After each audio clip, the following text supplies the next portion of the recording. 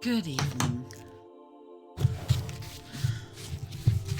We will be reading, this is Ceequin Reads because it's Sunday, and we're going to be continuing the Chronicles of Narnia by C.S. Lewis. We are reading them in the story chronological, not the production or the publishing order, and we are currently on The Voyage of the Dawn Treader. We are on Chapter 9, The Island of the Voices. We just got past the island with the golden waters where they found where they suspect they found one of the other missing lords that Caspian's father, well, I guess adopted father, uncle? Yeah, right, uncle, had sent off in the last book. So, Chapter 9, The Island of the Voices. And now the winds, which had so long been from the northwest, began to blow from the west itself, and every morning when the sun rose out of the sea, the curved prow of the Dawn Treader stood up right across the middle of the sun. Some thought that the sun looked larger than it looked from Narnia, but others disagreed. And they sailed and sailed before a gentle yet steady breeze, and saw neither fish nor gull nor ship nor shore. And stores began to get low again, and it crept into their hearts that perhaps they might have come to a sea which went on forever. But when the very last day, on which they thought they could risk continuing their eastward voyage, dawned, it showed, right ahead between them in the sunrise, a low land lying like a cloud. They made harbor in a wide bay about the middle of the afternoon and landed. It was a very different country from any which they had yet seen. For when they had crossed the sandy beach, they found all silent and empty as if it were an uninhabited land. Before them, there were level lawns in which grass was as smooth and short as it used to be in the grounds of great English house where 10 gardeners were kept. The trees, of which there were many, all stood well apart from one another, and there were no broken branches and no leaves lying on the ground. Pigeons sometimes cooed, but there was no other noise. The sun's very SCP-ish. Presently, they came to a long, straight, sanded path, not a weed growing on it, and trees on either hand. Far off at the other end of this avenue, they now caught sight of a house, very long and gray and quiet-looking in the afternoon sun. Almost as soon as they entered this path, Lucy noticed that she had a little stone in her shoe. In that unknown place, it might have been wiser for her to ask the others to wait while she took it out. But she didn't. She just dropped quietly behind and sat down to take off her shoe. Her lace had gotten into a knot. Before she had undone the knot, the others were a fair distance ahead. By the time she had got the stone out and was putting the shoe on again, she could no longer hear them. But almost at once she heard something else. It was not coming from the direction of the house. What she heard was a thumping. It sounded as if dozens of strong workmen were hitting the ground as hard as they could with great wooden mallets, and it was very quickly coming nearer. She was already sitting with her back to a tree, and as the tree was not one she could climb, there was really nothing to do but sit dead still and press herself against the tree and hope she wouldn't be seen. Thump, thump, thump. And whatever it was must be very close now. She could feel the ground shaking. She could see nothing. She thought the thing or things must be just behind her. Then there came a thump on the path right in front of her. She knew it was on the path, not only by the sound, but because she saw the sand scatter as if it had been struck by a heavy blow. She could see nothing that had struck it, and all the thumping noises drew together about 20 feet away from her and suddenly ceased. Then came the voice. It was really very dreadful, because she could see nobody at all. The whole of that park-like country still looked as quiet and empty as it had looked when they first landed. Nevertheless, only a few feet away from her, a voice spoke, and what it said was, "Mates, now is our chance." Instantly, a whole chorus of other voices replied, "Hear him, hear him. Now's our chance," he said. Well done, Chief. Never said a truer word. "What I say," continued the first word, "is get down to the shore between them and their boat, and let every mother's son look to his weapons. Catch 'em when they try to put to sea." "Yeah, that's the way," shouted all the other voices. "You never made a better plan, Chief. Keep it up, Chief. You couldn't have a better plan than that." "Lively then, mates, lively," said the first voice. "Off we go." Right again, Chief, said the others. Couldn't have better order. Just what we were getting to say ourselves. Off we go. Immediately, the thumping began again, very loud at first, but soon fainter and fainter, till it died out in the direction of the sea. Lucy knew there was no time to sit puzzling as to what these invisible creatures might be. As soon as the thumping noises had died away, she got up and ran along the path after the others as quickly as her legs would carry her. They must at all costs be warned. While this had been happening, the others had reached the house.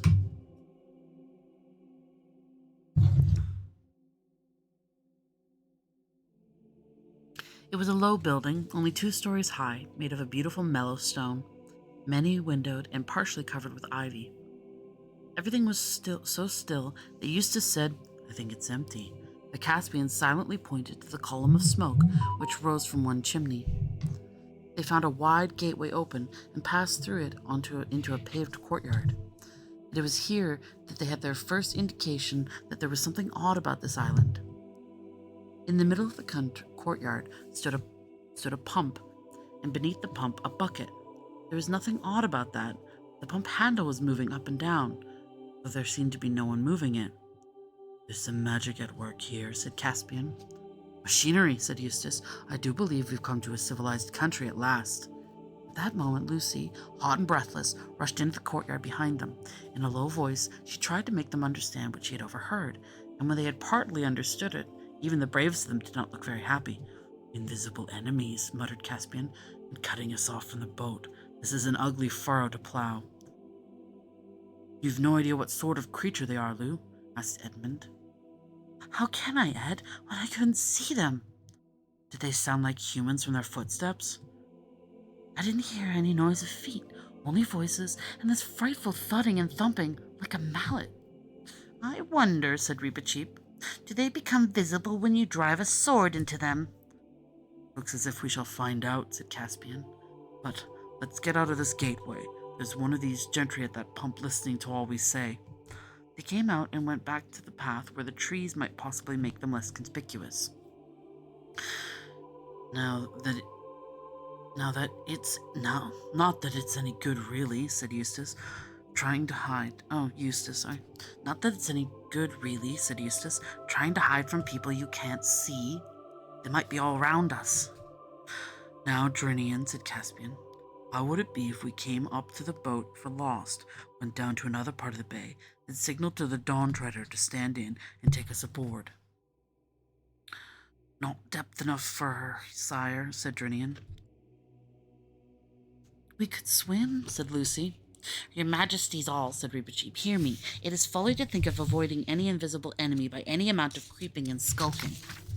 If these creatures mean to bring us to battle, be sure they will succeed. And whatever comes of it, I'd sooner meet them face to face than be caught by the tail."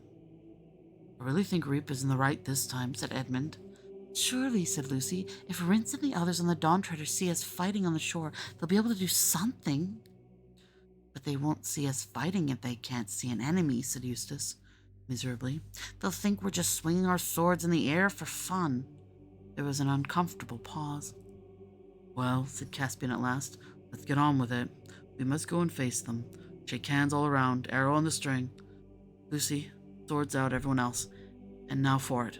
Perhaps they'll parley." It was strange to see the lawns and the great trees looking so peaceful as they marched back to the beach.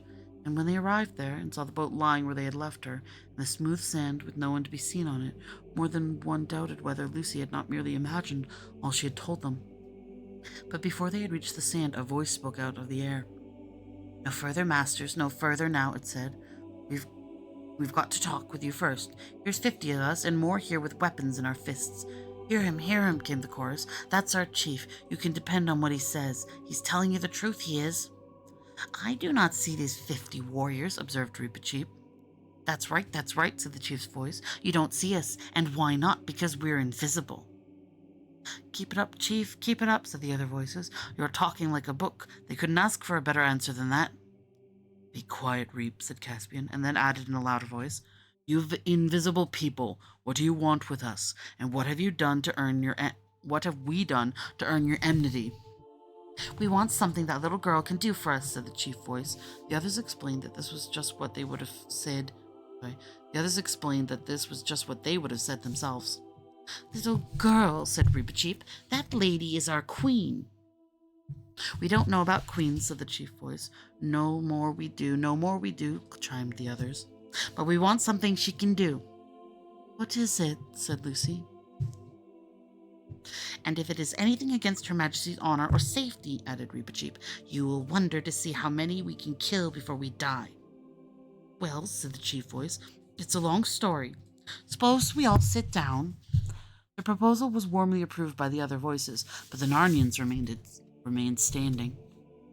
"Well," said the chief voice, "it's like this. This island has been the property of a great magician time out of mind, and we all are, or perhaps in a manner of speaking, I might say we were, his servants. Well, to cut a long story short, this magician that I was speaking about, he told us to do something we didn't like, and why not? Because we didn't want to. Well then, this magician, he fell into a great rage, for I ought to tell you he owned the island, and he wasn't used to being crossed. He was terribly downright, you know.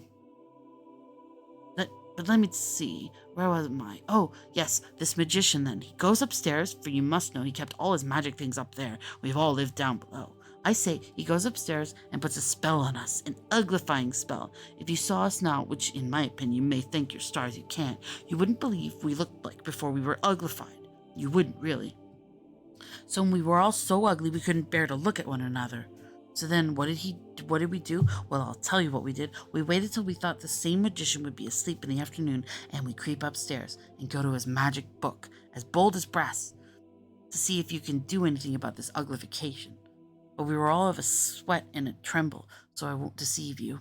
But believe me or believe me not, I do assure you that we couldn't find anything in the way of a spell for taking off the ugliness. And what with time getting on and being afraid of the old gentleman, we might wake up any minute. It was all of a muck sweat, so I won't deceive you. Well, to cut a long story short, whether we were right or whether we did wrong, in the end, we see a spell for making people invisible. And we thought we'd rather be invisible than being as ugly as all that. Why? Because we'd like it better. So my little girl, who's just about your little girl's age, and a sweet child she was before she was uglified, though now, but at least said soonest mended, I say, my little girl says the spell, for it's got to be a little girl, or else the magician himself, if you see my meaning, for otherwise it won't work. And why not? Because nothing happens. So my Clipsy says the spell, for I ought to have told you she reads beautifully. And there we all were, as invisible as we could wish to see. And I do assure you that it was a relief not to see one another's faces. At first, anyway. But for long as the short of it, we're mortal. But the long and the short of it is, we're mortal tired of being invisible. And there's another thing. We never reckoned on this magician, the one I was telling you about before, going invisible too. But we haven't ever seen him since, so we don't know if he's dead or gone away or whether he's just sitting upstairs being invisible, and perhaps coming down and being invisible there. And believe me, it's no manner of use listening, because he always did go about with his bare feet on, making no more noise than a great big cat. And I'll tell you all, that gentleman's straight. It's getting more than what our nerves can stand. Such was the chief's voice's story, but very much shortened, because I have left out what the other voices said. Actually, he never got out more than 6 or 7 words without being interrupted by their agreements and encouragements, which drove the Narnians nearly out of their minds with impatience. When it was over, there was a very long silence. "But," said Lucy at last, "what's all this got to do with us? I don't understand." "Why, bless me, if I haven't gotten left off the whole point," said the chief voice. That you have," roared the other voices with great enthusiasm. "No one couldn't have left it out cleaner and better. Keep it up, chief, keep it up." Jesus. "Well, I needn't go over the whole story again," began the chief. "No, certainly not," said Caspian and Edmund. "Well then, to put it in a nutshell," said the chief voice, "we've been waiting for ever so long for a nice little girl from foreign parts, like it might be for you, Missy, that would go upstairs and go to the magician's book and find the spell that takes off invisibleness and say it. And we all swore that the first strangers as landed on this island, having a nice little girl with them, I mean, for if they hadn't, it'd be another matter, we wouldn't let them go away alive unless they'd done the needful for us. And that's why, gentlemen, if your little girl doesn't come up to scratch, it'll be our painful duty to cut all your throats, merely in the way of business, as you might say, and no offense, I hope." "I don't see all your weapons," said Reepicheep. "Are they invisible too?" The words were scarcely out of his mouth before they heard a whizzing sound, and the next moment a spear had struck, quivering, in one of the trees behind them. "That's a spear, that is," said the chief voice. "That it is, chief, that it is," said the others. "You couldn't have put it better." "And it came from my hand," said the chief voice continued. "They get visible when they leave us." "Well, why do you want me to do this?" said Lucy. "Why can't one of your own people? Haven't you got any girls?" We daren't, said all the voices. "We're not going upstairs again." "In other words," said Caspian, "you are asking this lady to face some danger which you daren't ask your own sisters and daughters to face." That's right, said all the voices cheerfully. "You couldn't have said it any better. You've had some education, you have. Anyone can see that." "Well, of all the outrageous," began Edmund, but Lucy interrupted. "Would I have to go upstairs at night, or would it do in the daylight?" "Oh, daylight, to be sure," said the chief voice. "Not at night. No one's asking you to do that. Go upstairs in the dark. Ugh." "All right, then, I'll do it," said Lucy. "No," she said, turning to the others. "Don't try to stop me. Can't you see it's no use? There are dozens of them there. We can't fight them. And the other way, there is a chance." "But a magician," said Caspian. "I know," said Lucy, "but he mayn't be as bad as they make out. Don't you get the idea that these people are not very brave?" "They're certainly not very clever," said Eustace. "Look here, Lou," said Edmund, "we really can't let you do a thing like this. Ask Reap. I'm sure he'll say just the same." "But it's to save my own life as well as yours," said Lucy. "I don't want to be cut to bits with invisible swords any more than anyone else." "Her Majesty is in the right," said Reepicheep. "If we had any assurance of saving her by battle, our duty would be very plain. It appears to me that we have none, and the service they ask of her is no way contrary to Her Majesty's honor, but a noble and heroical act. If the Queen's heart moves her to risk the magician, I will not speak against it." And no one had ever known Reepicheep to be afraid of anything. He could say this without feeling at all awkward. But the boys, who had all been afraid quite often, grew very red. Nonetheless, it was such obvious sense they had to give in. Loud cheers broke out from the invisible people when their decision was announced, and the chief voice, warmly supported by all the others, invited the Narnians to come to supper and spend the night. Eustace didn't want to accept, but Lucy said, "I'm sure they're not treacherous. They're not like that at all." And the others agreed, and so, accompanied by an enormous noise of thumping, which became louder when they reached the flagged and echoing courtyard, they all went back to the house.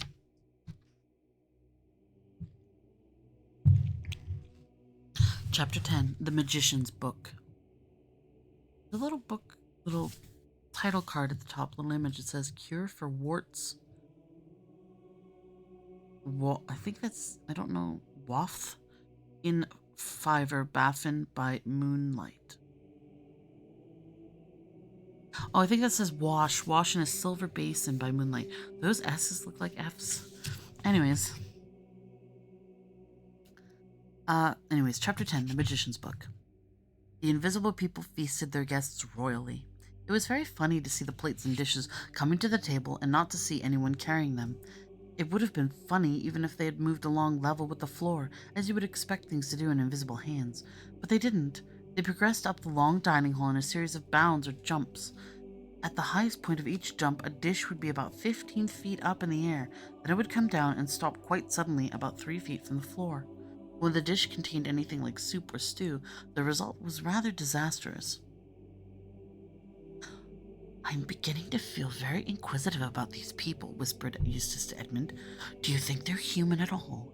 More like huge grasshoppers or giant frogs, I would say." "It does look like it," said Edmund, but don't put the idea of the grasshopper into Lucy's head. She's not too keen on insects, especially big ones. The meal would have been pleasanter if it had not been so exceedingly messy, and also if the conversation had not consisted entirely of agreements. The invisible people agreed about everything. Indeed, most of their remarks were the sort it would not be easy to disagree with. "What I always say is, when a chap's hungry, he likes some victuals, or getting dark now, always does at night, or even, you've come over the water, powerful wet stuff, ain't it?" And Lucy could not help looking at the dark,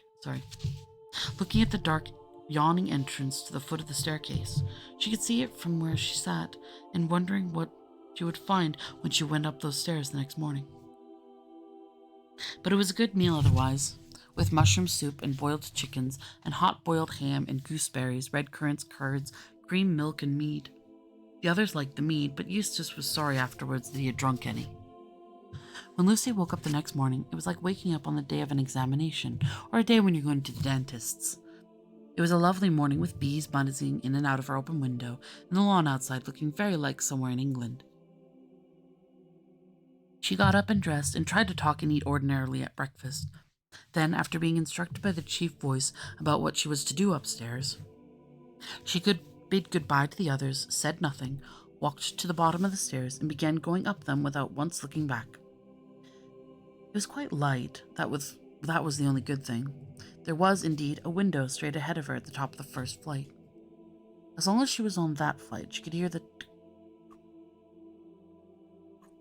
of a grandfather clock in the hall below.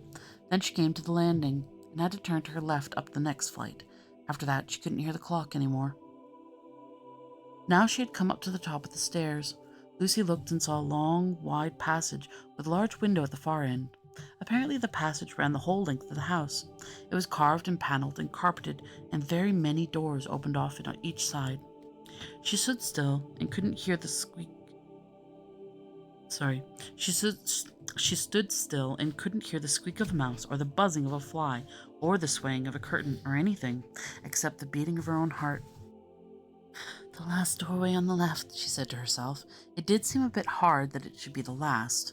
To reach it, she would have to walk past room after room, and in any room there might be the magician, asleep or awake or invisible or even dead. But it wouldn't do to think about that. She set on her journey. The carpet was so thick that her feet made no noise. There's nothing whatever to be afraid of yet, Lucy told herself, and certainly it was a quiet, sunlit passage, perhaps a bit too quiet. It would have been nicer if there had not been strange signs painted in scarlet on the doors, twisty, complicated things, which obviously had a meaning, and it mightn't have been very nice meaning either. It would have been nicer still if there weren't those huge masks hanging on the wall. Not that they were exactly ugly, or not so very ugly, but the empty eye holes did look queer, and if you let yourself, you would soon start imagining the masks were doing things as soon as your back was turned to them. After about the sixth door, she got her first real fright. For 1 second, she felt almost certain that a wicked little bearded face had popped out of the wall and made a grimace at her. She forced herself to stop and look at it, and it was not a face at all. It was a little mirror, just the size and shape of her own face, with hair on top of it, and a beard hanging down from it, so that when you looked in the mirror, your own face fitted into the hair and beard, and it looked as if it belonged to you. I just caught my own reflection with the tail of my eye as I went past, Lucy said to herself. That was all it was. It was quite harmless, but she didn't like the look of her own face with that hair and beard, and went on. I don't know what the bearded glass is for, because I'm not a magician. Before she reached the last door on the left, Lucy was beginning to wonder whether the corridor had grown longer since she began her journey, and whether this was part of the magic of the house. But she got to it at last, and the door was open. It was a large room with 3 big windows, and it was lined from floor to ceiling with books, more books than Lucy had ever seen before, tiny little books, fat and dumpy books, and I'm confused. There is a door on each side of the hallway, and the room has 3 windows. What does it say? Okay, maybe not 3 big windows on each wall, okay. I was like, how do you have connection? It's like, there's probably 2 windows on one wall at least. Or it's a magic house. Anyways, sorry. Lined floor to ceiling with books. More books than Lucy had ever seen before. Tiny little books, fat and dumpy books, and books bigger than any church Bible you'd ever seen, all bound in leather and smelling old and learned and magical. But she knew from her instructions that she need not bother with any of these books, for the book, the magician book, was lying on a reading desk in the very middle of the room. She saw she would have to read it standing, and anyway, there was no chairs, and also that she would have to stand with her back to the door while she read it. So at once she turned to shut the door. It wouldn't shut. Some people may disagree with Lucy about this, but I think she was quite right. She said she wouldn't have minded if she could have shut the door, but that it was unpleasant to have to stand in a place like that with an open doorway right behind your back. I should have felt just the same. there was nothing else to be done. One thing that worried her a good deal was the size of the book. The chief voice had not been able to give her any idea of whereabouts in the book the spell for making things visible came. He even seemed rather surprised at her asking. He expected her to begin at the beginning and go on till she came to it. Obviously, he had never thought that there were any other ways of finding a place in a book. But it might take me days and weeks, said Lucy, looking at the huge volume, and I feel as if I've been in this place for hours. She went up to the desk and laid her hand on the book. Her fingers tingled when she touched it, as if it were full of electricity. She tried to open it, but couldn't at first. This, however, was only because it was fastened by two leaden clasps, and when she had undone these, it opened easily enough. And what a book it was!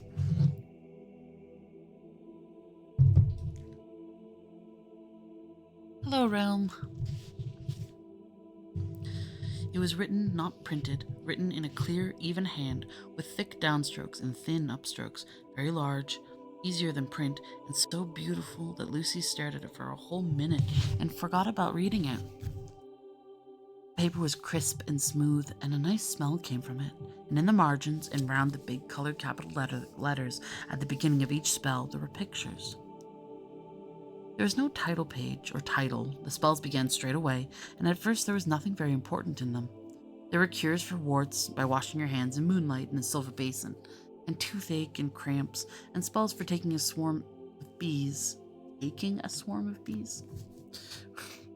The picture of the man with the toothache was so lifelike that it would have set your own teeth aching if you looked at it too long, and the golden bees were dotted all around the fourth spell, looked for a moment as if they were really flying. Yeah, no, bees. Take them where? Lucy could hardly tear herself away from the first page, but when she turned over, the next was just as interesting. But I must get on, she told herself, and on she went for about 30 pages, which, if she could have remembered them, would have taught her how to find buried treasure, how to remember things forgotten, how to forget things you wanted to forget, and how to tell anyone was speaking the truth, how to call up or prevent wind, fog, snow, sleet, or rain, how to produce enchanted sleeps, and how to give a man's an ass's head, as they did to poor Bottom. And the longer she read, the more wonderful and more real the pictures became. Then she came to a page which was such a blaze of pictures that one hardly noticed the writing. Hardly, but she did notice the first words. They were, "An infallible spell to make beautiful her that uttereth in beyond the lot of mortals." Lucy peered at the pictures, with her face close to the page, and though they all seemed crowded and muddlesome before, she found she could now see them quite clearly. The first was a picture of a girl standing at a reading desk, reading in a huge book. The girl was dressed exactly like Lucy. In the next picture, Lucy, for the girl in the picture was Lucy herself, was standing up with her mouth open and a rather terrible expression on her face, chanting and reciting something. In the third picture, the beauty beyond the lot of mortals had come to her. It was strange, considering how small the pictures had looked at first, that the Lucy in the picture now seemed quite as big as the real Lucy, and they looked into each other's eyes, and the real Lucy looked away after a few minutes because she was dazzled by the beauty of the other Lucy, though she could see a sort of likeness to herself in that beautiful face. And now the pictures came crowding in on her thick and fast. She saw herself throned in a high and great tournament in Calormen, and all the kings of the world fought because of her beauty, and that it turned from tournaments to real wars, and all Narnia and Archenland, Telemar and Calormen, Galma and Terabithia were laid waste with the fury of the kings and dukes and great lords who fought for her favor. Then it changed, and Lucy was still beautiful beyond the lot of mortals and was back in England. And Susan, who had always been the beauty of the family, came home from America. The Susan in the picture looked exactly like the real Susan, only plainer and with a nasty expression. And Susan was jealous of the dazzling beauty of Lucy, but that didn't matter a bit because no one cared anything about Susan now. "I will say the spell," said Lucy. "I don't care. I will," she said. "I don't care because she has a strong feeling." Oh, sorry. She said I don't care because she had a strong feeling that she mustn't. But when she looked back at the opening words of the spell, there in the middle of the writing, where she felt quite sure there had been no picture before, She found the great face of a lion, of the lion, Aslan himself, staring into her. It was painted such a bright gold that it seemed to be coming towards her out of the page, and indeed she never was quite sure afterwards that it hadn't really moved a little. At any rate, she knew the expression on his face quite well. He was growling, and you could see most of his teeth. She became horribly afraid and turned over the page at once. A little later, she came to a spell which would let you know what your friends thought about you.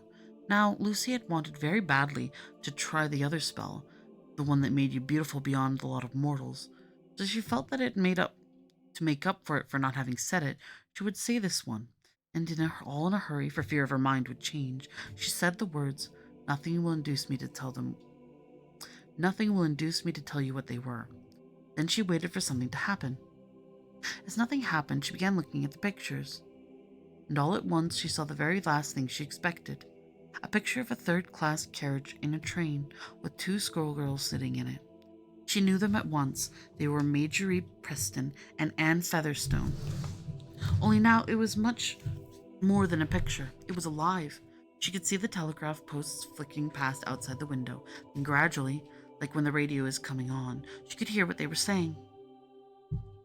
"Shall I see anything of you this term?" said Anne, "or are you still going to be all taken up with Lucy Pevensey? Pevensey. Don't know what you mean by taken up," said Marjorie. "Ah, yes, you do," said Anne. "You were crazy about her last term." "No, I wasn't," said Marjorie. "I've got more sense than that. Not a bad little kid in her way, but I was getting pretty tired of her before the end of the term." "Well, you jolly well wouldn't have a chance any other term," shouted Lucy. "Oh, well, you jolly well won't have the chance any other term," shouted Lucy. "Two-faced little beast." The sound of her own voice at once reminded her that she was talking to a picture, and that the real Marjorie was far away in another world. "Well," said Lucy to herself, "I did think better of her than that, and I did all sorts of things for her last term, and I stuck to her when not many other girls would, and she knows it too. And to Anne Featherstone of all people. I wonder, are all my friends the same? There are lots of other pictures. No, I won't look any more. I won't. And with great effort, she turned over the page, not before a large, angry tear had splashed onto it.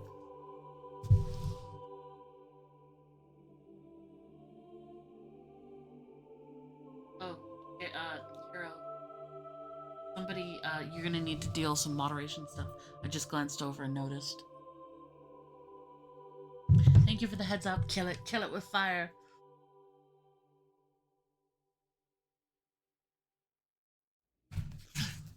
The bots got through the filter. Bad bots. Good job, people. Good job.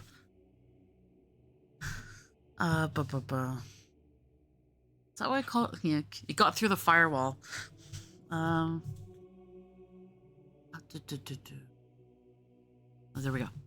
On the next page, she came to a spell for the refreshment of the spirit.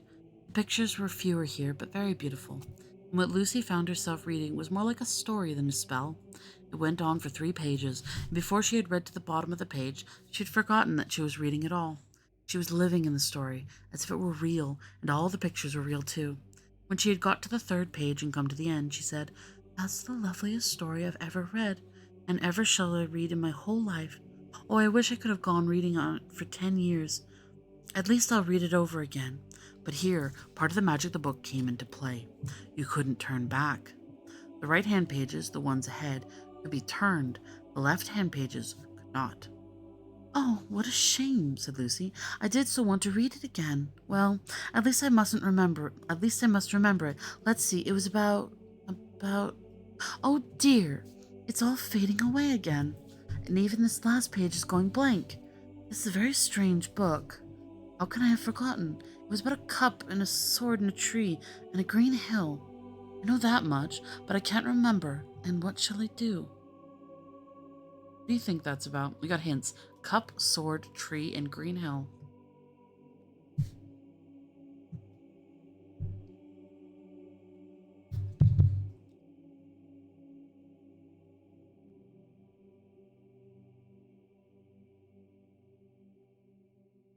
Yeah, I honestly can't think of anything that's referencing that. Somebody else does? Feel free to post it in the chat. And she never could remember. And ever since that day, what Lucy means by a good story is a story which reminds her of the forgotten story in the magician's book. She turned on and found, to her surprise, a page with no pictures at all. The first words were, "A spell to make hidden things visible." She read it through to make sure of all the hard words, and then she said it aloud. And she knew at once that it was working, because as she spoke, the colors came into the capital letters at the top of the page, and the picture began appearing in the margins. The pictures began appearing in the margins. It was like when you hold on It was like when you hold to the fire something written in invisible ink, and the writing gradually shows up. Only instead of the dingy color of lemon juice, which is the easiest invisible ink, this was all gold and blue and scarlet. They were odd pictures and contained many figures that Lucy did not much like the look of. And then she thought, I suppose I've made everything visible. Not only the thumpers, there might be lots of other invisible things hanging about a place like this. I'm not sure that I want to see them all. At that moment, she heard soft, heavy footfalls coming along the corridor behind her, and of course she remembered what she had been told about the magician walking in his bare feet and making no more noise than a cat. It is always better to turn round than to have anything creeping up behind your back, so Lucy did so. Then her face lit up, till for a moment, but of course she didn't know it, she looked almost as beautiful as the other Lucy in the picture, and she ran forwards with a little cry of delight, with her arms stretched out. What stood in the doorway was Aslan himself, the lion, the highest of all high kings, and he was solid and real and warm, and he let her kiss him and bury herself in his shining mane, and from the low earthquake-like sound that came from inside him, Lucy even dared to think that he was purring. "Oh, Aslan," she said, "it is kind of you to come." "I have been here all the time," he said. "You have just made me visible." "Aslan," said Lucy almost a little reproachfully, "don't make fun of me, as if anything I could do would make you visible." "It did," said Aslan. "Do you think I wouldn't obey my own rules?" Hold up. He can make himself invisible when he wants, but the spell that he made in this world would still make him visible. Kind of funny. He's like, somebody reads the rules. He's like, guess I gotta do it. After a little pause, he spoke again. "Child," he said, "I think you have been eavesdropping." "Eavesdropping?" "You listened to what your two schoolfellows were saying about you." "Oh, that. I never thought that was eavesdropping, Aslan. Wasn't it magic?" "Spying on people by magic is the same as spying on them in any other way, and you have misjudged your friend. She is weak, but she loves you. She was afraid of the older girl, and said what she does not mean." "I don't think I'll ever be able to forget what I heard her say." "No, you won't." "Oh dear," said Lucy, "have I spoiled everything? Do you mean we would have gone on being friends if it hadn't been for this, and been really great friends, all of our lives perhaps, and now we never shall?" "I'll," said Aslan. Did I not explain to you once before that no one is ever told what would have happened?" "Yes, Aslan, you did," said Lucy. "I'm sorry, but please—" "Speak on, dear heart." "Shall I ever be able to read that story again? The one I couldn't remember? Will you tell it to me, Aslan? Oh, do, do, do." "Indeed, yes. I will tell it to you for years and years. But now come, we must meet the master of this house." Again, that feels like the story is supposed to be a reference to something. Whatever. Chapter 11. The Dufflepuds Made Happy. Okay. Lucy followed the great lion out into the passage, and at once she saw coming towards them an old man, barefoot, dressed in a red robe. His white hair was crowned with a chapel of oak leaves, his beard fell to his girdle, and he supported himself with a curiously carved staff. When he saw Aslan, he bowed low and said, "Welcome, sir, to the least of your houses." "Do you grow weary?" Oh gosh. "Coriakin, ruler of such foolish subjects as I have given you here." "No," said the magician, "they are very stupid, but there is no real harm in them. I begin to grow rather fond of the creatures. Sometimes, perhaps, I am a little impatient, waiting for the day when they can be governed by wisdom instead of this rough magic. All in good time, Korayakin, sorry, said Aslan. Yes, all in good time, sir, was the answer. Do you intend to show yourself to them? Nay, said the lion, with a little half growl that meant, Lucy thought, the same as a laugh. I should frighten them out of their senses. Many stars will grow old and come to take their rest in islands before your people are ripe for that. And today, before sunset, I must visit Trumpkin the dwarf, where he sits in the castle of Cair Paravel, counting the days till his master Caspian comes home. I will tell him all your story, Lucy. Do not look so sad. We shall meet soon again. Please, Aslan, said Lucy. What do you call soon? I call all times soon, said Aslan, and instantly he was vanished away, and Lucy was alone with the magician. Gone, said he, and you and I quite crestfallen. It's always like that. You can't keep him. It's not as if he were a tame lion. And how did you enjoy my book? Parts of it were very much indeed, said Lucy. Did you know I was there all the time? Well, of course I knew when I let the Druffles make themselves invisible that you would be coming along presently to take the spell off. I wasn't quite sure the exact day, and I wasn't especially on watch this morning. You see, they have made me invisible too, and being invisible always makes me so sleepy. Oh, there, I'm yawning again. Are you hungry? Well, perhaps a little, said Lucy. I've no idea what the time is. Said the magician, all times may be soon to Aslan, but in my home, all hungry times are 1 o'clock. He led her a little way down the passage and opened a door. Passing in, Lucy found herself in a pleasant room full of sunlight and flowers. The table was bare when they entered, but it was of course a magic table, and at a word from the old man, the tablecloth, silver plates, glasses, and food appeared. I hope that this is what you would like, said he. I have tried to give you food more like the food of your own land than perhaps you have had lately. It's lovely, said Lucy, and so it was. An omelette, piping hot, cold lamb and creamed peas, a strawberry ice, lemon squash to drink it with. Lemon squash to drink with the meal? Oh, lemon squash. I'm imagining a squash, but called lemon. I think lemon squash is like when you squeeze lemons to make lemonade. like, sorry. Lemon squash to drink with the meal and a cup of chocolate to follow. But the magician himself drank only wine and ate only bread. There was nothing alarming about him, and Lucy and he were soon chatting away like old friends. When will the spell work? Asked Lucy. Will the Duffers be visible again at once? Oh, yes, they're visible now, but they're probably all asleep still. Always take a rest in the middle of the day. And now they're visible.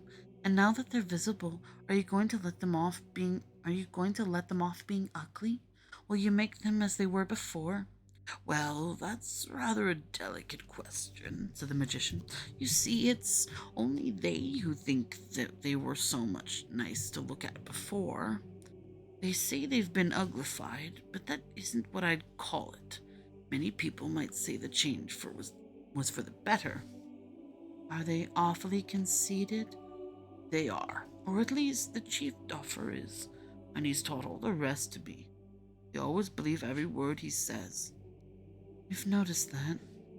Yes, we'd get on better without him in a way.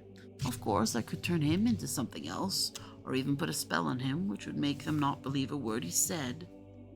I don't like to do that. It's better for them to admire him than to admire nobody.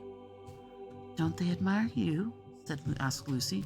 Oh, not me, said the magician. They wouldn't admire me. Was it you who uglified them for, what they call uglified? Well, they wouldn't do what they were told. Their work is to mind the garden and raise food, not for me, as they imagine, but for themselves. They wouldn't do it at all if I didn't make them. And of course, for a garden you want water. There is a beautiful spring about half a mile up the hill, and from that spring there flows a stream which comes right past the garden. All I asked them to do was to take their water from the stream instead of trudging up to the spring with the bucket 2 or 3 times a day and tiring themselves out besides spilling half of it on the way back. But they wouldn't see it. In the end, they refused point blank. Are they as stupid as all that? Asked Lucy. The magician sighed. You wouldn't believe the troubles I've had with them. A few months ago, they were all for washing up the plates and knives before dinner. They said it saved time afterwards. I've caught them planting boiled potatoes to save cooking them, and cooking them when they're dug up. One day, the cat got into the dairy, and 20 of them were at work moving all the milk out. No one thought of moving the cat. But I see you finished. Let's go and look at the duffers now, that they can be looked at. Jesus Christ. This is stupid is as stupid does.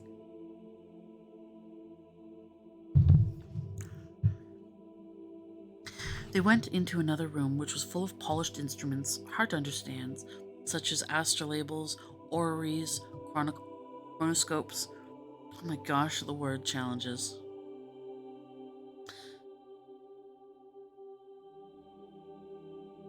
This one's got me. A posimeter? P-O-E. They've decided to throw a bunch of random words at me, and this one got me stumped. Back.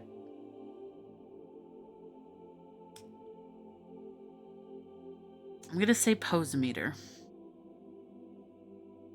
P-O-E-S-I, and then M-E-T-E-R-S, meters. M like meters.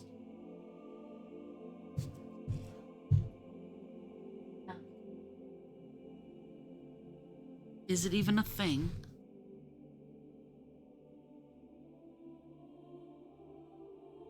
No, it's not a thing. I didn't think so.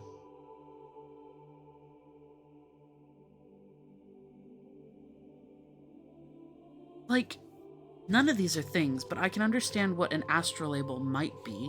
An orrery sounds like something to divine the future, and then a chronoscope sounds like something to measure time.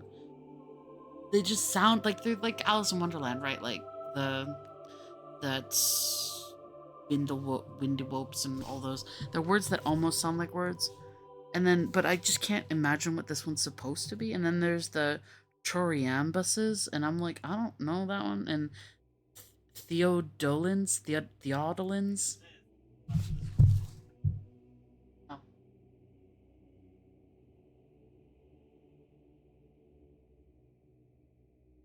Probably a joke on that one, though. This is supposed to determine the various quantifiable aspects of forestry or diameter. So if a normal porimeter, so what is a pois? Because you would say a stethoscope measures whatever the Latin word would steth would be, which I believe is. I shouldn't have picked that one.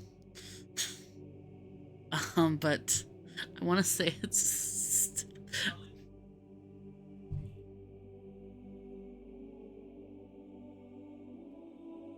So maybe a poesimeter is something to measure the depth of poetry? I mean, he's a magician.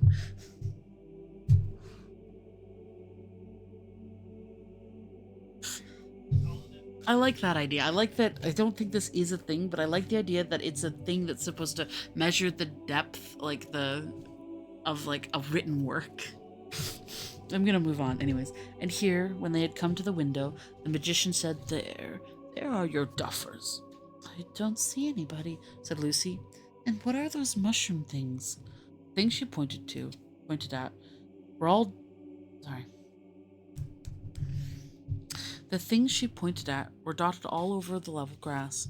They were certainly very like mushrooms, but far too big. The stalks about 3 feet high, and the umbrellas about the same length from edge to edge. When she looked carefully, she noticed too that the stalks joined the umbrellas, not in the middle, but at one side, which gave an unbalanced look to them. And there was something, sort of little bundle, lying on the grass at the foot of each stalk. In fact, the longer she gazed at them, the less like mushrooms they appeared. The umbrella part was not really round as she had thought at first. It was longer than it was broad, and it widened at one end. There were a great many of them, 50 or more. The clock struck 3. This is a weird description. Instantly, a most extraordinary thing happened. Each of the mushrooms suddenly turned upside down. The little bundles which had lain at the bottom of the stalks were heads and bodies. The stalks themselves were legs, but not 2 legs to each body. Each body had a single thick right leg under it, not to one side like the leg of a one-legged man, and at the end of it a single enormous foot. A broad-toed foot, with the toes curling up a little, so that it looked rather like a small canoe. She saw in a moment why they had looked like mushrooms. They had been lying flat on their backs, each with its single leg straight up in the air, and its enormous foot spread out above it. She learned afterwards that this was their ordinary way of resting. The foot kept off both rain and sun, and for a monopod to lie under its own foot is almost as good as being in a tent. God. Oh, the funnies, the funnies, cried Lucy, bursting into laughter. Did you make them like that? Yes, yes, I made the duffers into monopods, said the magician. He too was laughing till the tears ran his cheeks. But watch, he added. It was worth watching. Of course, these little one-footed men couldn't walk or run as we do. They go about by jumping, like fleas or frogs. And what jumps they made! As if each big foot was a massive spring, and with a bounce they came down. That was what made the thumping noise, which so puzzled Lucy yesterday. For now they were jumping in all directions and calling out to one another. Hey, lads, we're visible again. Visible we are, said one in a tousled red cap, who was obviously the chief monopod. And what I say is, when chaps are visible, why, they can see one another. Ah, there it is, chief, cried all the others. There's the point. No one's got a clearer head than you. You couldn't have made it plainer. She caught the old man napping, that little girl did, said the chief monopod. We've beaten him this time. Just when we thought we were going to say just what we were going to say ourselves, chimed the chorus. You're going stronger than ever today, Chief. Keep it up, keep it up. But do they dare to talk about you like that, said Lucy. They seemed to be so afraid of you yesterday. Don't they know that you might be listening? That's one of the funny things about the duffers, said the magician. One minute they talk as if I ran everything and overheard everything and was extremely dangerous. Next moment they think they can take me in by tricks that a baby would see through. Bless them. Will they have to be turned back into their proper shapes? Asked Lucy. Oh, I do hope it wouldn't be unkind to leave them as they are. Do they really mind very much? They seem pretty happy. I say, look at that jump. What were they like before? Common little dwarfs, said he. Nothing like so nice as the sort you have in Narnia. It would be a pity to change them back, said Lucy. They're so funny, and they're rather nice. Do you think it would make any difference if I told them that? I'm sure it would. You could get it into their heads. Will you come with me and try? No, no. You'll get on far better without me. Thanks awfully for the lunch, said Lucy, and turned quickly away. She ran down the stairs, which she had come up so nervously that morning, and cannoned into Edmund at the bottom. All the others were there with him, waiting, and Lucy's conscience smote her when she saw their anxious faces and realized how long she had forgotten them. It's all right, she shouted. Everything's all right. The magician's a brick, and I've seen him, Aslan. After that, she went from them like the wind and out into the garden. Here the earth was shaking with the jumps, and the air ringing with the shouts of the monopods. Both were redoubled when they caught sight of her.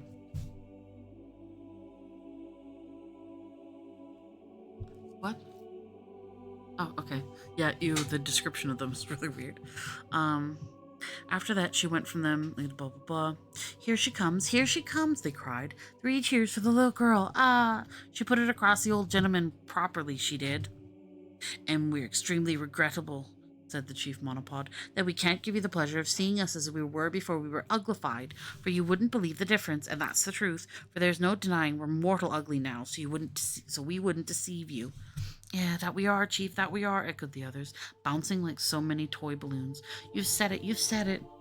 But I don't think you are at all, said Lucy, shouting to make herself heard. I think you look very nice.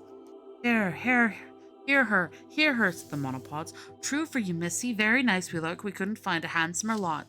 They said this without any surprise. It did not seem to notice they had changed their minds. She's a saying, remarked the chief monopod, as how we looked very nice before we were uglified. True for you, Chief, true for you, chanted the others. That's what she says. We heard her ourselves. I did not, bawled Lucy. I said you're very nice now. So she did, said the chief monopod. Said we're very nice then. Hear 'em both, said the monopods. They're a pair for you, always right. They couldn't have put it better. But we're saying just the opposite, said Lucy, stamping her foot with impatience. So you are, to be sure, so you are, said the monopods. Nothing like an opposite. Keep it up, both of you. You're enough to drive anyone mad, said Lucy, and gave it up. But the monopod seemed perfectly contented, and she decided. What? And she decided that on the whole, the conversation had been a success. There, we can start the ad on that one.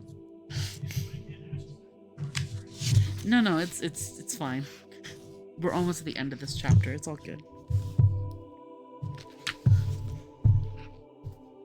These guys are just absurd. That one very much gave an Alice in Wonderland vibe. With the book too, the reading. I forgot about that section. This next one is one I do remember. Aslan showed up a lot in this particular one. He's like popping in and out. But like less active? I don't know. He's around more in the book, but he seems to be having less of a huge impact. Like he's more nudging them to stop horrible things from happening. Oh, shiver.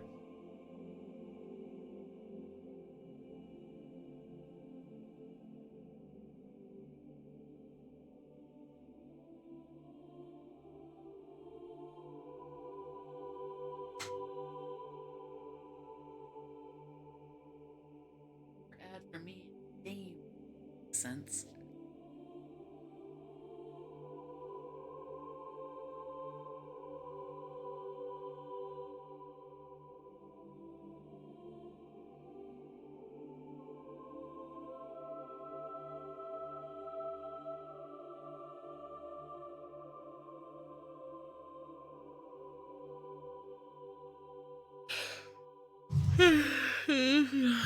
Anyone awake needs a good time to go get a drink of water. I'm gonna refill my own. Run to the bathroom if you need.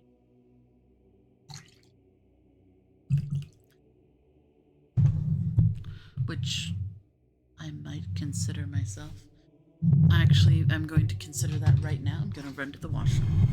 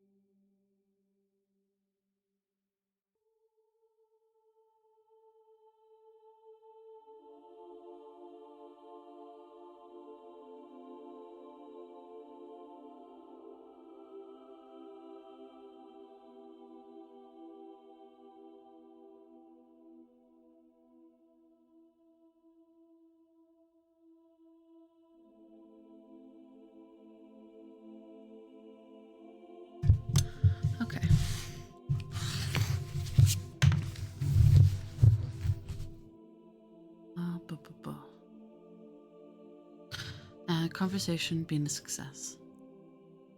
Before everyone went to bed that evening, something else happened which made them even more satisfied with their one-legged condition. Caspian and all the Narnians went back as soon as possible to the shore to give their news to Rince and the others on board the Dawn Treader, who were by now very anxious. And of course, the monopods went with them, bouncing like footballs and agreeing with one another in loud voices, till Eustace said, "Wish the magician would make them inaudible instead of invisible." He was soon sorry he had spoken, because then he had to explain what an inaudible thing is to something you can't hear. He had to explain that an inaudible thing is something you can't hear, and though he took a lot of trouble, he never felt sure the monopods had really understood, and what especially annoyed him was that they said in the end, you can't put things the way our chief does, but you'll learn, young man. Hark to him. He'll show you how to say things. There's a speaker for you. When they reached the bay, Reepicheep had a brilliant idea. He had his little coracle lowered and paddled himself about in it till the monopods were thoroughly interested. He then stood up at it and said, "Worthy and intelligent monopods, you do not need boats. Each of you has a foot that will do instead. Just jump as lightly as you can on the water and see what happens." The chief oh god, they're gonna drown. I don't know, man. This seems like a bad idea. They're just gonna I hope it doesn't happen, but I'm just picturing them jumping in the water, and because their foot's so much bigger, they're just gonna like flop upside down, foot in the air, and it's just gonna be horrible. Anyways, the chief monopod hung back and warned the others that they'd find the water powerful wet, but one or two of the younger ones tried it almost at once, and then a few others followed their example, and at last the whole lot did the same. It worked perfectly, thank goodness. The huge single foot of a monopod acted as a natural raft or boat, and when Reepicheep had taught them how to cut crude paddles for themselves, they all paddled about the bay and round the Dawn Treader, looking for all the world like a fleet of little canoes, with a fat dwarf standing up in the extreme stern of each. I'm sorry. And they had races, and bottles of wine were lowered down for them from the ship as prizes, and the sailors stood leaning over the ship's sides and laughing till their own sides ached. Sorry. The picture I'm seeing is absolutely absurd.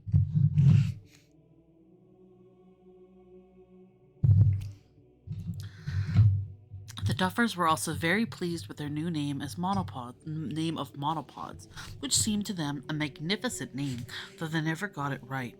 "That's what we are," they bellowed. "Moneypods, pominodes, pottymons." Just what it was on the tips of our tongues to call ourselves. But they soon got it mixed up with their old name of Duffers, and finally settled down to calling themselves the Dufflepuds, and that is what they will probably be called for centuries. That evening, all the Narnians dined upstairs with the magician, and Lucy noticed how different the whole top floor looked now that she was no longer afraid of it. The mysterious signs at the doors were still mysterious, but now looked as if they had a kind of cheerful meanings, and even the bearded mirror now seemed funny rather than frightening. At dinner, everyone had by magic what everyone liked best to eat and drink, and after dinner, the magician did a very useful and beautiful piece of magic. He laid 2 blank sheets of parchment on the table and asked Drinian to give him an exact account of their voyage up to date. And as Drinian spoke, everything he described came out on the parchment in fine, clear lines, till at last each sheet was a splendid map of the Eastern Ocean, showing Galma, Terabithia, the 7 Isles, the Lone Islands, Dragon Island, Burnt Island, Deathwater, and the land of the Duffels itself, all exactly right sizes and in the right positions. They were the first maps ever made of those seas, and better than any that have been made since without magic. For on these, though the towns and mountains looked at first just as they would on any ordinary map, when the magician lent them a magnifying glass, you saw that they were perfect little pictures of the real things, so that you could see the very castle and slave market and streets in Narrow Haven, all very clear though very distant, like things seen through the wrong end of a telescope. The only drawback was that the coastline of most of the islands was incomplete, for the map showed only what Drinian had seen with his own eyes. When they were finished, the magician kept one himself and presented the other to Caspian. It still hangs in his chamber of instruments at Cair Paravel, but the magician could tell them nothing about seas or lands farther east. He did, however, tell them that about 7 years before, a Narnian ship had put in its waters, and they had just and that she had on board the lords Revilian, Argos, Mavramorn, and Hroop. So they judged that the golden man that they had seen lying in Deathwater must be the Lord Restamar. Next day, the magician magically mended the stern of the Dawn Treader, where it had been damaged by the sea serpent, and loaded her with useful gifts. There was a most friendly parting, and when she sailed 2 hours after noon, all the Dufflepuds padded out with her to the harbor mouth and cheered until she was out of the sound of their cheering. Chapter 12: The Dark Island. After this adventure, they sailed on south and a little east for 12 days, with a gentle wind, the skies being mostly clear and the air warm, and saw no birds or fish, except that once there was whales spouting a long way to starboard. Lucy and Reepicheep played a good deal of chess at this time. Then on the 13th day, Edmund from the fighting top sighted what looked like a great dark mountain rising out of the sea on the port bow. He altered course and made for this land, mostly by oar, for the wind would not serve them to sail northeast. When evening fell, they were still a long way from it, and rowed all night. The next morning the weather was fair, but a flat calm prevailed. The dark mass lay ahead, much nearer and larger, but still very dim, so that some thought it was still a long way off, and others thought they were running into a mist. About 9 that morning, very suddenly, it was so close that they could see it was not land at all, nor even in any ordinary sense a mist. It was a darkness. It is rather hard to describe, but you will see what it is like if you imagine yourself looking into the mouth of a railway tunnel. A tunnel either so long or so twisty that you cannot see the light at the far end. And you know what it would be like. For a very few feet you would see the rails and sleepers and gravel in broad daylight. Then there would come a place where they were in twilight, and then pretty suddenly, but of course without a sharp dividing line, they would vanish altogether into smooth, solid blackness. It was just so here. For a few feet in front of their bows, they could see the swell of the bright greenish-blue water. Beyond that, they could see the water looking pale and gray, as if it would look late in the evening. But beyond that again, utter blackness, as if they had come to the edge of a moonless and starless night. Caspian shouted to the boatswain to keep her back, and all except the rowers rushed forwards and gazed from the bows. But there was nothing to be seen by gazing. Behind them was the sea and the sun, before them the darkness. "Do we go into this?" asked Caspian at length. "Not by my advice," said Drinian. "The captain's right," said several sailors. "I almost think he is," said Edmund. Lucy and Eustace didn't speak, but they felt very glad inside at the turn things seemed to be taking. But at once the clear voice of Reepicheep broke in upon the silence. "And why not?" he said. "Will someone explain to me why not?" No one was anxious to explain, so Reepicheep continued. "If I were addressing peasants or slaves," he said, "I might suppose that this suggestion proceeded from cowardice, but I hope it will never be told in Narnia that a company of noble and royal persons in the flower of their age turned tail because they were afraid of the dark." "But what manner of use would it be plowing through that blackness?" asked Drinian. "Use," replied Reepicheep. "Use, Captain? If by use you mean filling our bellies and our purses, I confess it will be no use at all. So far as I know, we did not set sail to look for things useful, but to seek honor and adventure. And here is a great adventure as ever I heard of, and here, if we turn back, no little impeachment on all of our honors." Several of the sailors said things under their breaths that sounded like "honor be blowed," but Caspian said, "Oh, bother you, Reepicheep. I almost wish we'd left you at home." "All right. If you put it that way, I suppose we shall have to go on. Unless Lucy would rather not." Lucy felt that she would very much rather not, but what she said out loud was, "I'm game." "Your Majesties will at least order lights," said Drinian. "By all means," said Caspian. "See to it, Captain." So the 3 lanterns at the stern and the prow and the masthead were all lit, and Drinian ordered 2 torches amidships. Pale and feeble they looked in the sunshine, and all the men, except some who were left below at the oars, were ordered to deck and fully armed and posted in their battle stations with swords drawn. Lucy and 2 archers were posted on the fighting top, with bows bent and arrows on the string. Rhinef was in the bows, with his line ready to take sounding. Reepicheep, Edmund, Eustace, and Caspian, glittering in mail, were with him. Drinian took the tiller. "And now, in Aslan's name, forward!" cried Caspian. "A slow, steady stroke, and let every man be silent and keep his ears open for orders." With a creak and a groan, the Dawn Treader started to creep forwards as the men began to row. Lucy, up in the fighting top, had a wonderful view of the exact moment at which they entered the darkness. The bows had already disappeared before the sunlight had left the stern. She saw it go. At one minute, the gilded stern, the blue sea, and the sky were all in broad daylight. The next minute, the sea and the sky had vanished. The stern lantern, which had been hardly noticeable before, was the only thing to show where the ship ended. In front of the lantern, she could see the black shape of Drinian crouching at the tiller.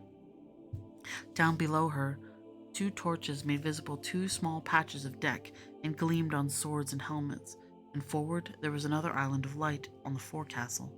Apart from that, the fighting top, lit by the masthead light, which was only just above her, seemed to be like a little lighted world of its own, floating in lonely darkness. And the lights themselves, as always happens with lights when you have to have them at the wrong time of day, looked lurid and unnatural. She also noticed that she was very cold. How long this voyage into the darkness lasted, nobody knew. Except for the creak of the rowlocks and the splash of the oars, there was nothing to show that they were moving at all.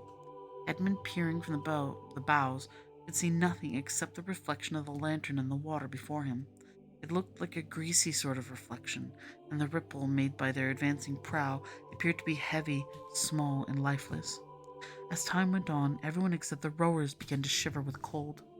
Suddenly, from somewhere, no one's sense of direction was very clear by now, there came a cry, either of some inhuman voice, or else the voice of one in such extremity of terror that he had almost lost its humanity. Caspian was still trying to speak. His mouth was too dry, when the shrill voice of Reepicheep, which sounded louder than usual in that silence, was heard. "Who calls?" it pipped. "If you are a foe, we do not fear you, and if you are a friend, your enemies shall be taught to fear of us." "Mercy!" cried the voice. "Mercy! Even if you are only one more dream, have mercy! Take me on board, take me, even if you strike me dead, but in the name of all mercies, do not fade away and leave me in this horrible land." "Where are you?" shouted Caspian. "Come aboard and welcome." There came another cry, whether of joy or terror, and then they knew that someone was swimming towards them. "Stand by to heave them up, men," said Caspian. "Aye, aye, your majesty," said the sailors. Several crowded to the port bulwark with ropes, and one, leaning far out to the side, held a torch. A wild white face appeared in the blackness out of the water, and then, after some scrambling and pulling, a dozen friendly hands had heaved the stranger on board. Edmund thought that he had never seen a wilder-looking man. Though he did not otherwise look very old, his hair was an untidy mop of white, his face was thin and drawn, and for clothing only a few wet rags hung about him. But what one mainly noticed were his eyes, which were so widely opened that he seemed to have no eyelids at all, and stared as if in agony of pure fear. The moment his feet reached the deck, he said, "Fly, fly, about with your ship and fly, row, row, row for your lives away from this accursed shore." "Compose yourself," said Reepicheep, "and tell us what the danger is. We are not used to flying." The stranger started horribly at the voice of the mouse, which he had not noticed before. "Nevertheless, you will fly from here," he gasped. "This is the island where dreams come true." That's the island I've been looking for this long time," said one of the sailors. "I reckon I'd find I was married to Nancy if we landed here." "And I'd find Tom alive again," said another. "Fools," said the man, stamping his foot with rage. "That is the sort of talk that brought me here, and I'd better have drowned or never been born. Do you hear what I say? This is where dreams, do you understand? Come to life, come real, not daydreams, dreams." There was about a half a minute's silence, and then with a great clatter of armor, the whole crew were tumbling down to the main hatch as quick as they could and flinging themselves on the oars to row as if they had never rowed before. And Drinian was swinging round the tiller, and the boatswain was giving out the quickest stroke that he had ever been heard at sea, for it had taken everyone just half a minute to remember certain dreams that they had dreams that made you afraid of going to sleep again, and to realize what it would mean to land on a country where dreams came true. Only Reepicheep remained unmoved. Your Majesty, he said, are you going to tolerate this mutiny, this platoonery? This is a panic. This is a rout. Row, row, bellowed Caspian. Pull for all our lives. Is her head right, Drinian? You can say what you like, Reepicheep. There are some things no man can face. It is then my good fortune not to be a man, replied Reepicheep with a very stiff bow. Lucy from aloft had heard it all. In an instant, that one of her own dreams, which she had tried hardest to forget, came back to her as vividly as if she had only just woken from it. So that was what was behind them on the island in the darkness. For a second, she wanted to go down to the deck and be with Edmund and Caspian. But what was the use? If dreams began coming true, Edmund and Caspian themselves might turn into something horrible just as she reached them. She gripped the rail of the fighting top and tried to steady herself. They were rowing back to the light as hard as they could. It would be all right in a few seconds, but oh, if only they could be all right now. Though the rowing made a good deal of noise, it did not quite conceal the total silence which surrounded the ship. Everyone knew it would be better not to listen, not to strain his ears for any sound from the darkness, but no one could help listening. As soon as everyone was hearing things, each one heard something different. Do you hear a noise like a huge pair of scissors opening and shutting over there? Said Eustace. Eustace asked Rhinef. Hush, said Rhinef. I can hear them crawling up the sides of the ship. It's just going to settle on the mast, said Caspian. Ugh, said the sailor. There are gongs beginning. I knew they would. Caspian, trying not to look at anything, especially not to keep looking behind him, went aft to Drinian. Drinian, he said in a very low voice, how long till we take rowing in? How long did we take rowing in? I mean, rowing to where we picked up the stranger. 5 minutes, perhaps, said Drinian, whispered. Why? Because we've been more than that already trying to get out. Drinian's hand shook on the tiller, and a line of cold sweat ran down his face. The same idea was occurring to everyone on board. We shall never get out, moaned the rowers. He's steering us wrong. We're going round and round in circles. We shall never get out. The stranger, who had been lying in a huddled heap on the deck, sat up and burst into a horrible screaming laugh. Never get out, he yelled. That's it, of course. We shall never get out. What a fool I was to have thought they would let me go as easily as that. No, we shall never get out. Lucy leant her head to the edge of the fighting top and whispered, Aslan, if ever you loved us at all, send us help now. The darkness did not grow any less, but she began to feel a very, very little better. After all, nothing has really happened to us yet, she thought. Look, cried Rhinef's voice hoarsely from the bows. There is a tiny speck of light ahead. And while they watched, a broad beam of light fell from it upon the ship. It did not alter the surrounding darkness, but the whole ship was lit up as if by a searchlight. Caspian blinked, stared around, saw the faces of his companions all with wild, fixed expressions. Everyone was staring in the same direction. Behind everyone lay his back, sharply edged shadow. What? Everyone was staring in the same direction. Behind everyone lay his black, sharply edged shadow. Okay. Lucy looked along the beam and presently saw something in it. At first it looked like a cross, then it looked like an aeroplane, then it looked like a kite, and at last, with a whirling of wings, it was right overhead, and it was an albatross. It circled 3 times round the mast, and then perched for an instant on the crest of the gilded dragon on the prow. It called out in a strong, sweet voice, what seemed to be words, though no one understood them. After that, it spread its wings, rose, and began to fly slowly ahead, bearing a little to starboard. Drinian, steering after it, not doubting that it offered good guidance. But no one except Lucy knew that it circled the mast that had whispered to her. Courage, dear heart, the voice. She felt sure it was Aslan's, and with the voice a delicious smell breathed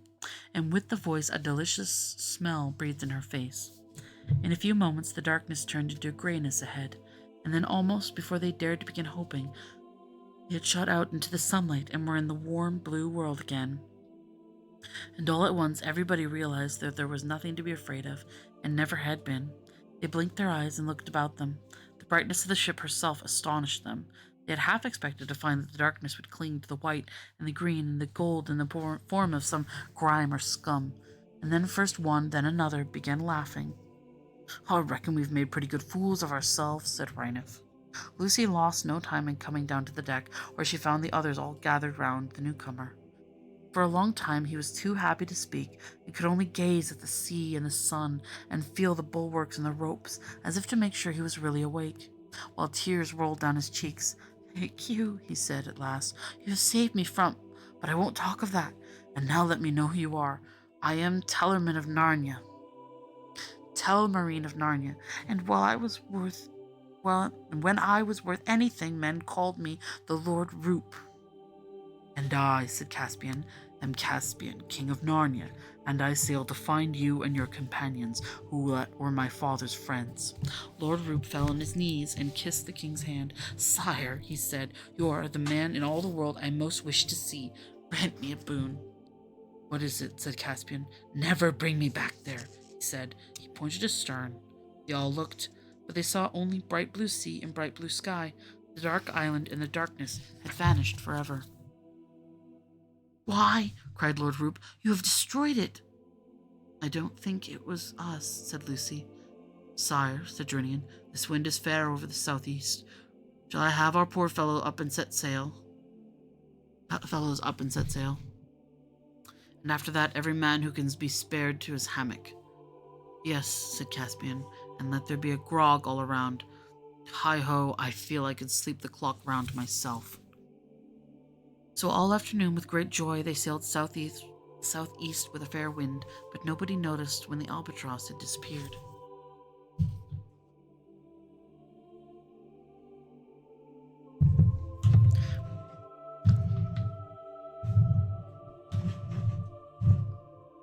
Freaking lemon juice being weird. Here we go. Chapter 13. The Three Sleepers. The wind never failed, but it grew gentler every day, till at length the waves were little more than ripples, and the ship glided on hour after hour, almost as if they were sailing on a lake.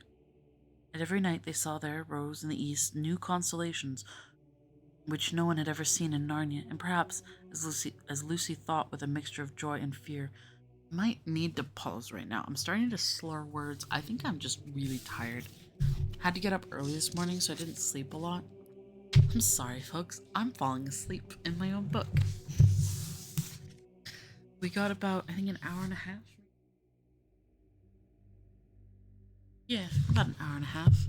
We've got a couple chapters left. We should easily be able to finish next reading. Thank you all for tuning in. I hope you enjoyed it. And for those of you asleep, I hope you have sweet dreams. And I'm sorry for ending on that. Yeah, I'll have Kathis end our stream and see you next Sunday then. Bye.